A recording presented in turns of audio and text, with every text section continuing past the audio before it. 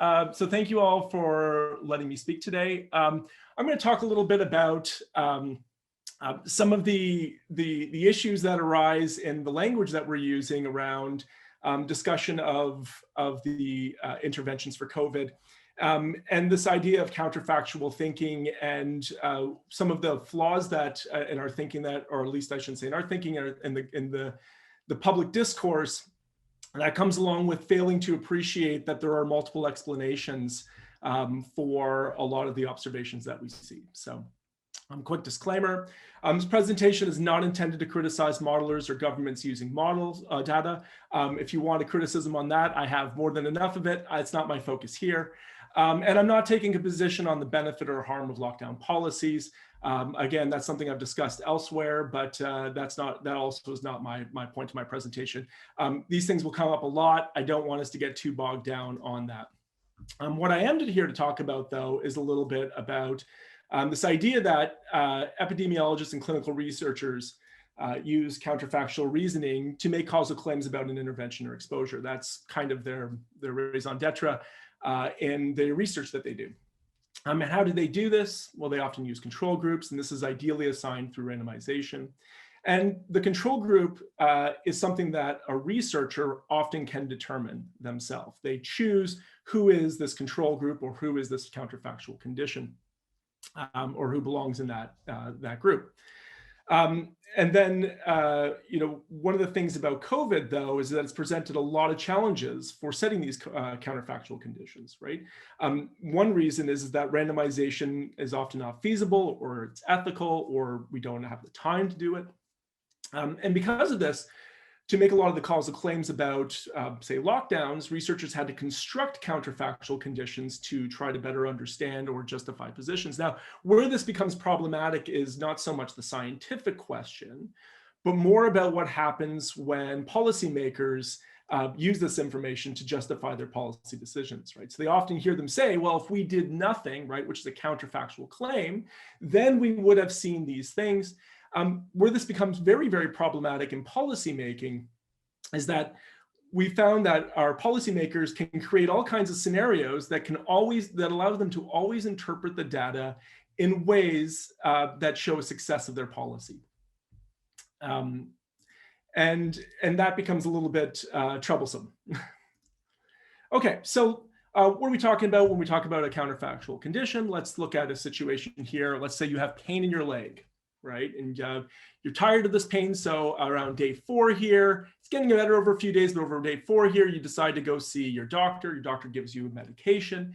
And then after about 10 days, your pain is all gone, right? So, is this pain due to your natural healing, or is it due to the medication? It's hard to say. You were starting to trend down that way, but you saw some real gains after you got the medication. So one of the things that we like to do as researchers is we like to introduce control groups, right? And we say, well, let's see what happens to our control. Let's see what happens to you. And our control group is what we consider to be our counterfactual condition. And any marginal difference in the pain is attributed to the intervention, right? So we say, well, natural maturation would have got you down to a pain score of 4. The medication got you all the way. So the medication has this benefit right here. And the goal of using this kind of counterfactual claim is to eliminate any alternative explanations for the observation, right? So that is what we're trying to do when we assign these counterfactual conditions. We see this a lot in the evidence-based medicine world with randomized control trials, are trying to eliminate all conditions they possibly can, all explanations they can, so that you can attribute as much of a difference to the intervention in question. As I said, we use control groups as a counterfactual condition. In doing so, we try to ideally assume that the control condition is identical to the experimental condition or to whoever the exposure group is, except for the intervention or exposure of interest. So how do we do this? Well, ideally, we do it through random allocation. When we can't do that, we might select patients from the same population or clinic where the intervention was exposure was not present, right? So some people in my clinic, if I were a clinician, some people in my clinic got the intervention, some people didn't. And if you know, I might be able to compare them. If I can't do that, I might say, well, what's going on in another hospital or in a different population? And when I do this, you know, when we do this, we like to adjust for confounding variables to try to make these two groups statistically as equal as we possibly can. And when we can't do any of those, we might resort to modeling and just say, well, what would happen? Let's create a modeled condition.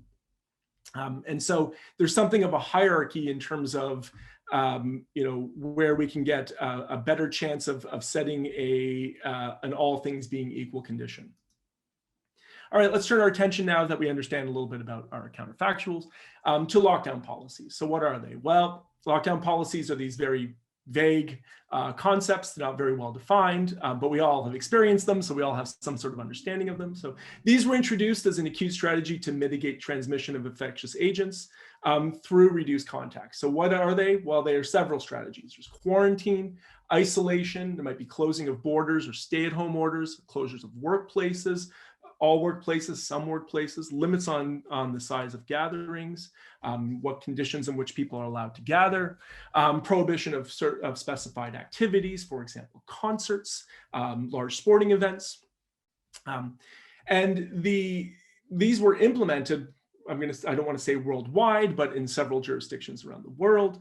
And they were implemented and continue to be used through a justification of appeals of what would happen if we didn't do it, right? Again, that counterfactual condition. It's important to note that we don't have any randomized control trials on the impacts of lockdowns and from COVID-19 transmission. So all the appeal was to do a comparison between jurisdictions using different levels of lockdown, or they were through appeals to constructed or modeled conditions. Okay, so the question is, do lockdowns work? Well, several European countries, for example, introduced strict lockdown measures. Obviously, other places in the world did as well. I bring up the European situation because of the condition of Sweden. Sweden didn't do a strict lockdown early on. It was more of a policy that was based on individual responsibility rather than a government mandate. So elementary schools remained open, for example, recommendations for limited contact between for people over the age of 70. They encouraged people to work from home.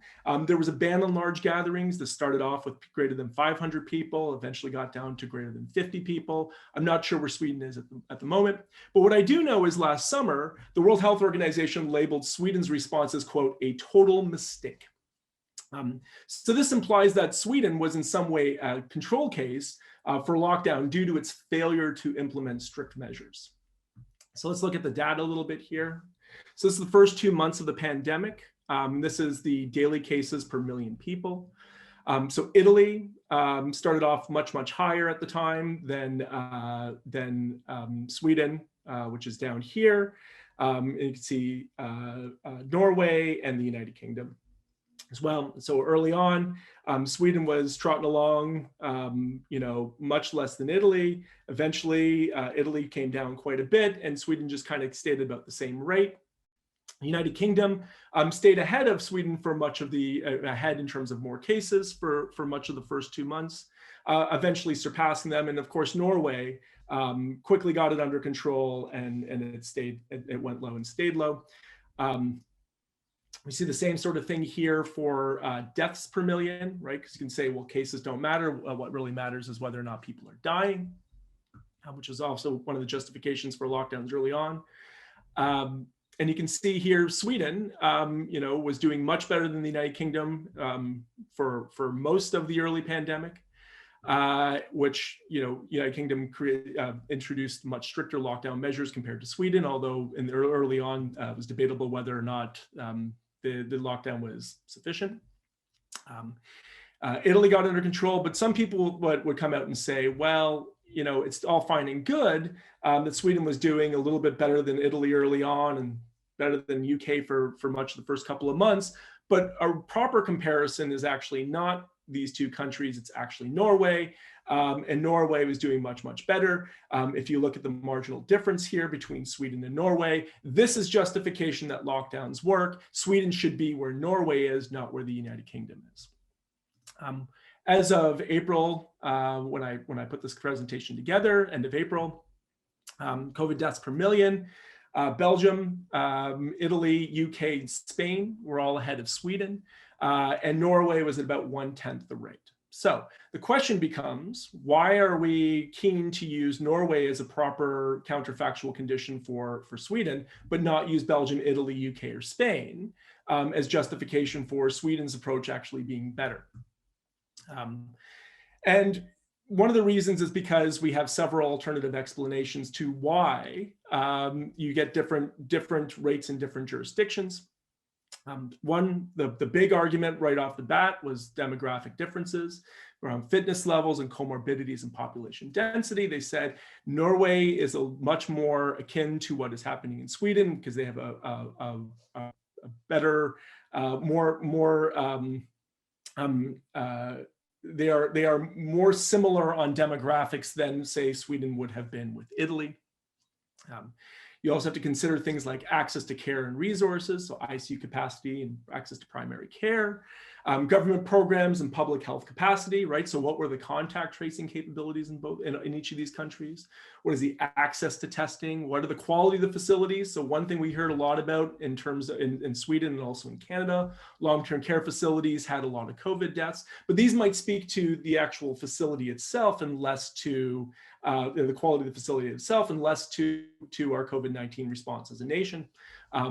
Long-term care facilities are places that have lots of deaths whenever an infectious disease gets in there. It can run through very quickly. That might speak more to infection control of the facility as opposed to a government mandate, which may or may not be related to the quality of the facility in the first place.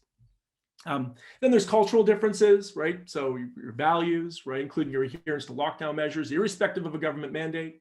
Right? Do Swedish people need to be told by their government that they need to lock down? Do Italians need to be told by their government they need to be locked down? Right? Maybe not. Maybe there's differences there.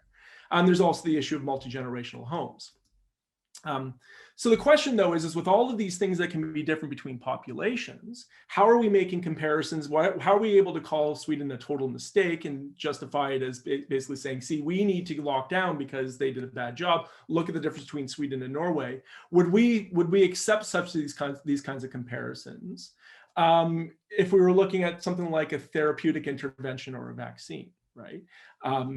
And then the question becomes, should they be, right? So if I were to say, give a vaccine to people in Sweden and not give it to people in Norway, and then show, well, or vice versa, and show that rates of transmission and death decreased in the one country over the other, would that be an acceptable way to evaluate a vaccine? It's a good question. Okay, so that's a situation in which somebody could find a comparison group. But what if you can't find a comparison group? What if everybody in the world actually adopted the exact same policy? What will we do then? Well, this is where pandemic modeling came in, right? So a research team might construct scenarios based on several assumptions, right? And then they compare what they call the base case, which stands as a counterfactual condition, to whatever intervention they actually put in place. And this is the if we do nothing case. And so here's an example from early on from the Imperial College model. So you can see here this black line, this is the do nothing, right? And then there's a line down here about where you want to be. And then there's all these different conditions that if you introduce, what you expect the pandemic to look like in terms of the impact on your healthcare system. We had a similar model in Ontario. It's based on several assumptions, right? In terms of what we expected for an infectious period, a reproductive number in terms of how many people will be infected by each person who gets sick, how long people will stay in hospital, and so on. And they created this base case scenario where they said, well, what is the base case? Well, limited testing, isolation, quarantine, just the things that currently our public health system was capable of introducing. And based on this, they said, well, if we just continue on with things the way they are, 56% of Ontario population will become infected over the course of a pandemic. Why that would not be 100%, it's not quite clear to me. And they say at the peak of the epidemic, in the absence of any resource constraints, right? So assuming we had infinite hospital capabilities, we would have 107,000 cases in hospital at the peak, 55,500 cases in ICU in the province of Ontario, which has about 14.5 million people. Well, let's look at a COVID 1 year later and quote 3 waves later. We had approximately 21,500 people ever in hospital in the province, not the 100,000 all at one time, right? And currently we're around 2,200, which is actually, we're now just below that, around 2,100, and seemingly trending down. That was the highest so far in the pandemic. We've had 3,900 people ever in ICU in the province of Ontario, 850 currently. That was the highest, and that's also trending down. 8,000 cumulative deaths. And of the 450,000, or sorry, out of the 14 million people in the country or province, only 450,000 ever got sick, which is about 3% of the population. And currently we have about 40,000 people active. So why is there a discrepancy between the reality that we saw and the models? You know, is this due to our public health measures, right? Is it the case that, you know, the reason we didn't see 100,000 people is because we actually intervened correctly? Is that what what it was? Or is it that we have not yet reached our peak? Or is it something else? The question you have to ask yourself is this base case a reasonable control, right? Is this a reasonable counterfactual condition? Lots of reasons why it might not have been, right? So is the reproduction number stable, right? They calculated it at a certain number. Is that what it is? Does it go up and down? Does it stay the same? Is it uniformly applied across the population? Does the virus evolve? Well, we know it does. Does that matter, right? Do people develop immunity? And then more importantly, does behavior remain stable irrespective of government intervention or in spite of government intervention, right? So do people take themselves out of the population? A lot of people, the pandemic was officially announced in mid-March. We moved to stay-at-home orders in the province of Ontario on the 3rd week of March. I started working from home at the beginning of March. I work with emergency medicine at a hospital. I saw what was happening. I didn't see any reason I needed to come to work. I took myself out of the population, right? Other people may have done the same if they were able to. So that's a question, right? Reduce your contacts. I might not have taken myself out of the population, but I might have decided to not go to the grocery store every day like I normally do, or I might not have decided to go and see my family members, especially people who are immunocompromised. That might have been a personal choice. Staying home when sick or avoiding people who are sick. This is behavior that often people do not do. Now that they're conscious of the social ramifications and health ramifications to others, did they take themselves out of the population in that sense when they were sick? And did they wear face coverings? We had a government mandate for face coverings in the province of Ontario into the summers when it started, but people started wearing them much before. Especially people who come from have come from countries where face coverings were a little bit more of a social norm. So what impact do these concerns have on our interpretation of the of public health interventions? This is a very fair question to ask. So that, as I said earlier, the base case condition was used as justification for our comment by our co-chair of our science table, who happens to be a very good and highly respected public health expert, saying that we had a disaster scenario predicted, right? That we needed to move to a 6-week stay-at-home order with strict new measures, not the measures we currently had in place, but more. And if we, even with that, even with more measures in place, we're still on track to see 10,000 cases per day by the end of May and 15,000 cases by late June, right? So this was a justification for, we need to do more than we currently are doing in the lockdowns. And so this is the scenario that they gave us. So this what they gave that announcement on the 16th. They didn't have the data from the 16th in yet. So this gray bar here is where they were. So you can see they were trending, they were under 5,000 and trending up over the course. They predicted that we would be, so in May, 10,000, so we'd be around here. So working somewhere above this yellow dotted line here, right? And in reality, we actually, we went in the exact opposite direction. We started trending down with this green line here. And currently, as of today, we're sitting at about 2,700 cases. So that puts us around here, which is just below this line. And this is where we expected to be, right? If we introduce very, very strong public health measures and 300,000 doses of vaccine a day. We never got to this number. We only have about 140, 150,000 on our very best days. But we did introduce supposedly some stronger public health measures, although whether or not that's the case is debatable. So why do we have such an incredible discrepancy between where we were and where we were predicted on these models, right?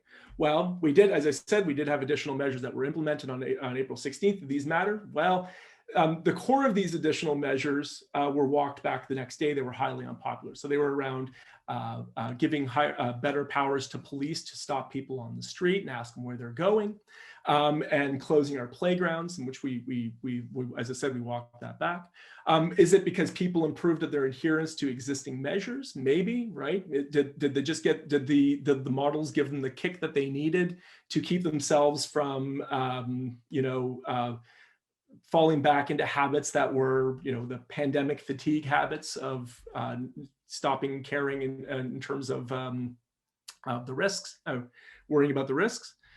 Did we change the approach to the vaccine rollout? Well, we did a little bit. We started to target high-risk groups in hotspot communities. Or was it just simply that the model predictions on what would have happened were just incorrect, right? It's hard to know. It's hard to know from the kind of science that we actually have available to us.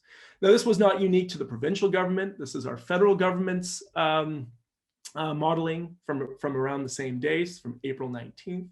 And you can see this. Matt, I have to just say we did start a couple of minutes late, but we're now 21 minutes in. So you're now cutting into question time. Yeah, I'll roll through real quick. Okay. So we see another one of these rocket ship graphs, right, where it goes off with absolutely no end. And then they said if we had stronger measures, we'd be trending down this way. And so this is a claim from our public health officer. He said, here's a spark of good news. In recent days, following the implementation of restrictions in heavily impacted areas in Canada, the national RT has finally dipped below 1. So we have reassurance that strengthened measures can slow growth where more contagious variants are circulating. The sustained measures and individual practices is key to driving and keeping growth down. So this is a claim of cause. Is this a fair claim? And so the reductions of cases could be attributable to lockdown, right? Why? Well, lockdowns ought to work. So reduce opportunity for transmission. Case reductions were happened soon after the implementation. And when we removed them in the past, the cases went up. Or it could be that vaccines are working, natural immunity is forming, people are staying home irrespective of the lockdown order, or the model assumptions are incorrect, right? So how do you make causal claims in an unstable environment? So what are the implications? Well, does construction of a counterfactual condition in these scenarios undermine the merit of the findings as scientific? And does this have any issues on trust, right? Do these comparisons against these counterfactual conditions warrant causal claims? Are such causal claims solely reliant on counterfactuals, or are there other considerations in play? And the real question to me is, what is the impact on policy decisions if we cannot make these causal claims?